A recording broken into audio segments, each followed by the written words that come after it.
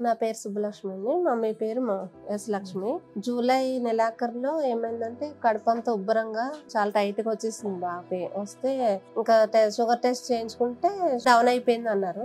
కడుపులో ఏదో problem ఉన్నట్టుందని doubt పెడితే స్కానింగ్ తీపించాం. స్కానింగ్ తీపిస్తే అందులో ఏమైందంటే గడ్డ వచ్చింది. మా అత్తయ్య గారు ఏమన్నారంటే క్యాన్సర్ హాస్పిటల్కి వెళ్తే మంచిది, ఏ గడ్డకైనా అక్కడ బాగా చూస్తారంటే క్యాన్సర్ హాస్పిటల్కి వెళ్ళాం. క్యాన్సర్ హాస్పిటల్కి వెళ్తే అక్కడ అన్ని టెస్టులు చేసి హార్ట్ కి అవన్నీ అన్ని నార్మల్ వచ్చినాయి, బాగానే ఉన్నాయి, ఆపరేషన్ చేసేయచ్చు అని జాయిన్ చేసుకున్నాక ఇంకేం తినకూడదు, ఆపరేషన్ చేసేయాలి ఈమెకి అనేసి రెడీ చేసి మొత్తం ఫుడ్ పెట్టకుండా ట్యూస్డే మార్నింగ్ తీసుకెళ్లారు 8 o'clock ఆపరేషన్ థియేటర్ లోకి. వాటర్ తీసేమో బయోప్సీ చేసాము, ఈమెకి ఆపరేషన్ చేయకూడదు ఇప్పుడు అనేసి ఆపేశారు. ఇంటికి వచ్చిన తర్వాత మా మేనత్త వాళ్ళ కోడలు పునర్జన్మలో చేయించుకున్నాం అని అంటే ఫోన్ చేసి డాక్టర్ గారితో మాట్లాడమన్నా అపాయింట్మెంట్ తీసుకుని ఇక్కడికి వచ్చామన్నమాట.